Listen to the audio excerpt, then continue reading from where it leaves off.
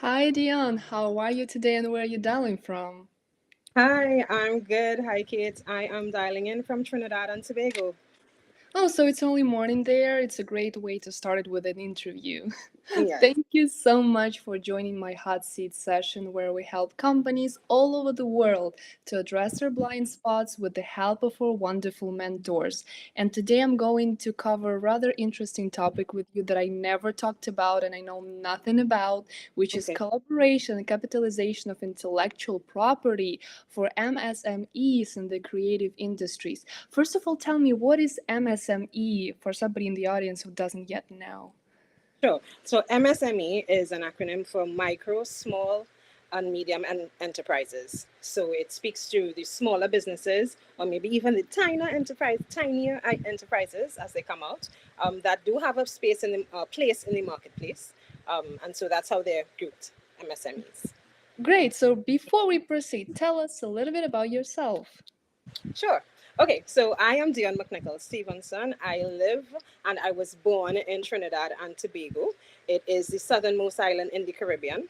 I am by profession an attorney and a performer.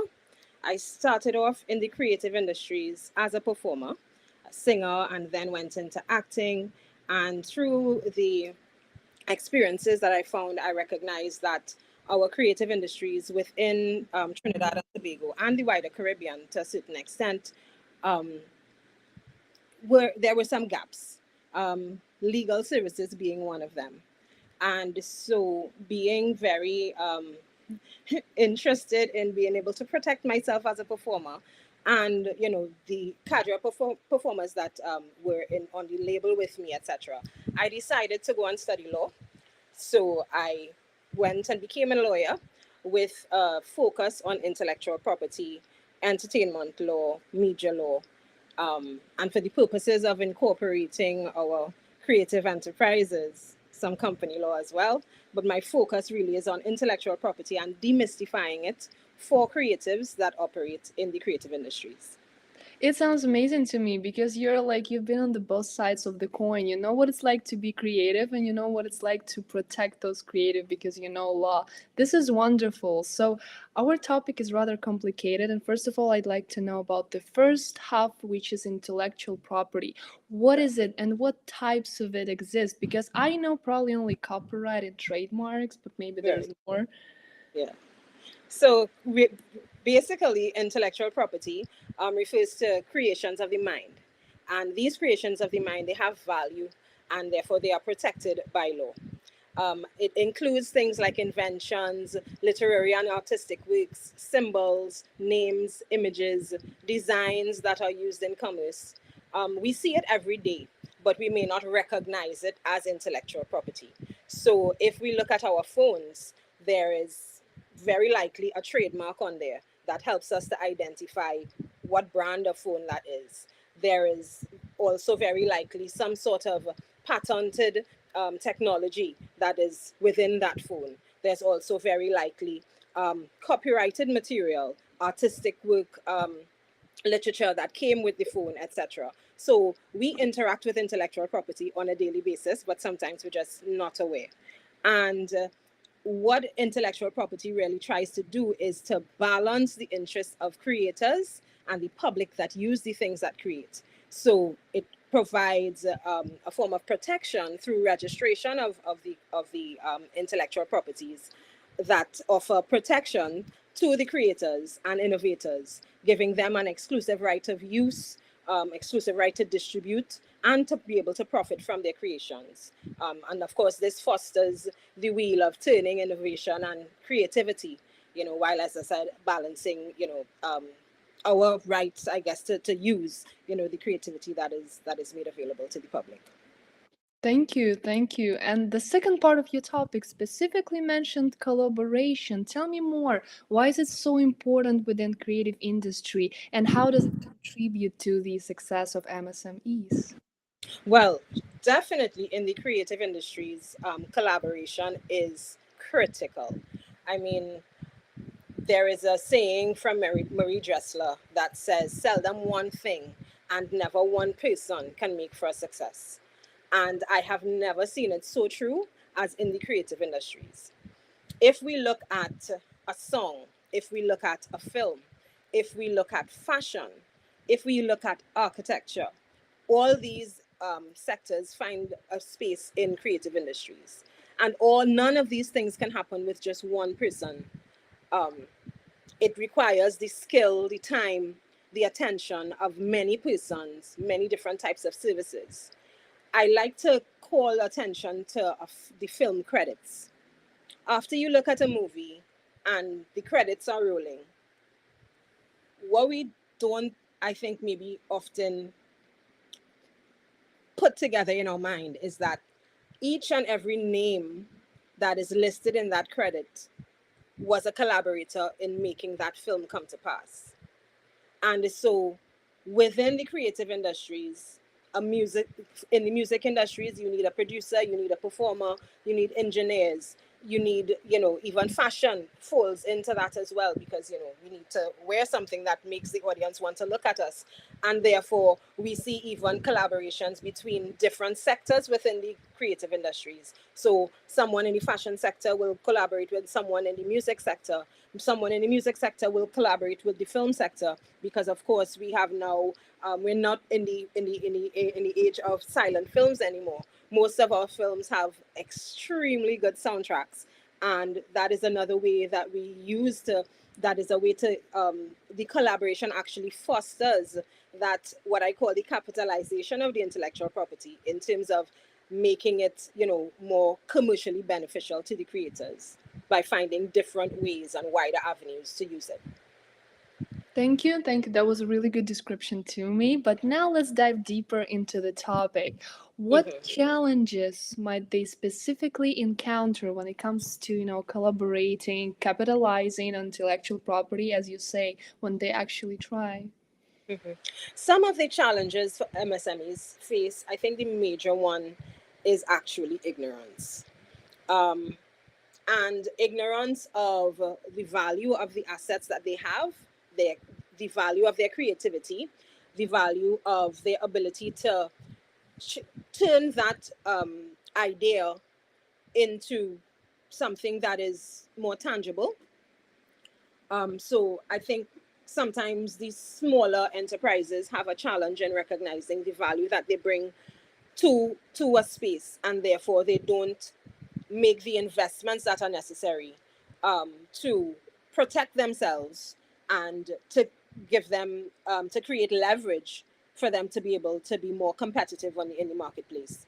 So a small company that, let's say, has maybe done some innovation in um, maybe a new syrup for topping of food or something, they may not recognize that that new creation can receive different forms of IP protection, which then, when registered, can be used as an asset and licensed out to other businesses, so that there is a wider spread of the creation, a wider use of it, and therefore a greater generation of value in terms of commercial value, but also in terms of brand value. Because as a commodity, as a service, as a good is used more frequently, the brand value of that provider also increases once that use is favorable, to the marketplace. So many times the ignorance of how to turn that idea into that asset, and then how to trade that asset on the market, many times that's a challenge. And then sometimes limited resources. So many, I mean, of course, MSMEs, they don't have the same kind of bankroll as multinationals. So sometimes that can be a barrier to entry. Sometimes financial resources, even human resources, and I think that's where, again, collaboration can come in and become a solution to some of the challenges that they face. I absolutely agree with this because often now that I'm thinking about creative industries, it's often really hard to put value on what you create. And it's even more important to protect this value because you don't even know the value. So it's such a huge problem. I now come to realize this. So as a Gleek mentor, what are some actionable steps that you can actually recommend them to be successful when they collaborate and capitalize on their intellectual property? Sure. Firstly, I would advise anyone that has a inkling, even a question as to whether what they are creating is actually intellectual property, connect with the World Intellectual Property Organization and inform yourself. So become informed. I am also a WIPO certified IP trainer. And in doing that, the idea is to one, build respect for intellectual property through the knowledge of what intellectual property is and can do. So there is on through WIPO a lovely diagnostic tool that can help you to identify what forms of IP you may have or what forms of IP you may be in the process of creating. And that will help you to take the next step, which is protecting the IP that you actually do have, where you are able to clarify your ownership, to clearly define ownership and usage rights, and therefore prepare yourself for entering and negotiating with into collaboration agreements, license agreements, in order to trade the IP that you have. Of course, that means then that you develop an IP strategy, an IP management strategy within your enterprise, regardless of how small or how large you are.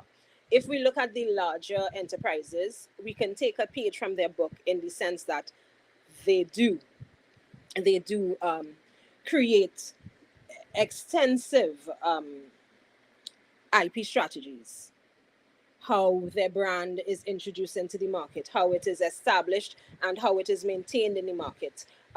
What how their trade dress is supported, whether they franchise out to other businesses and to other locations, how do they penetrate new markets, right?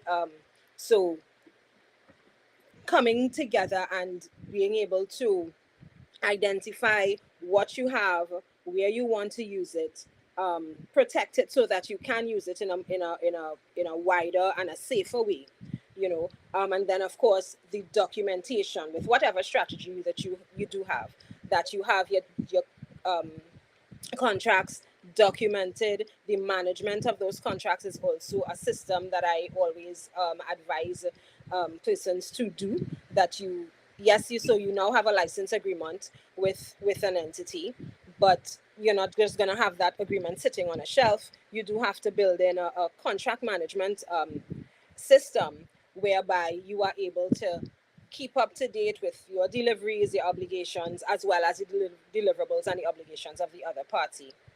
And then you want to be able to also maintain open and transparent communication with your collaborators.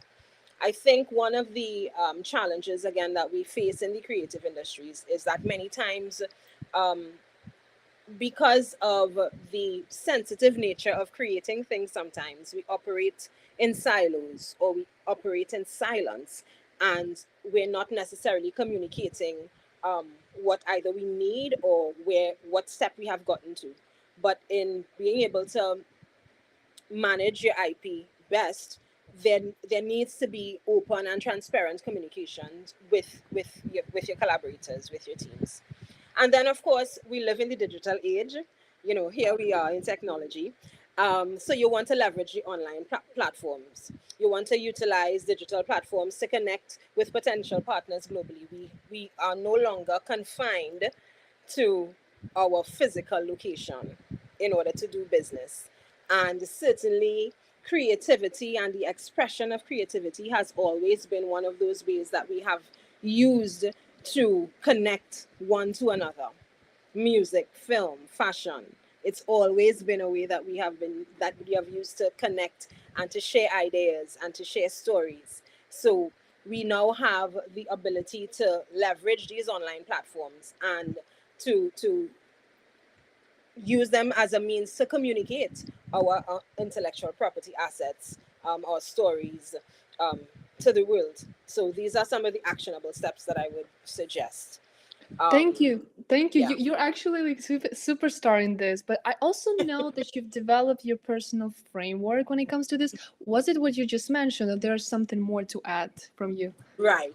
So basically, it's a an acronym for team that I have come up with to help myself and my clients and my mentees assemble a winning team.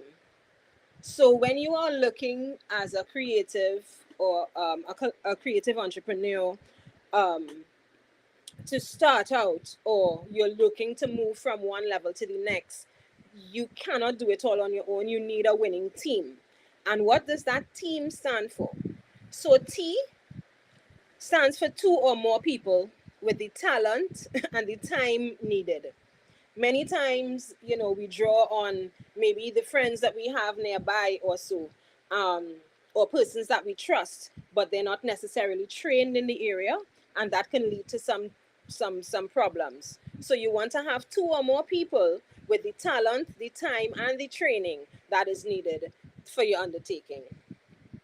And then as we go on to the E, you want to talk about people with the expertise and the experience, who are efficient and who operate with excellence, so that they can bring that to your table and make that bring that assistance that you would need.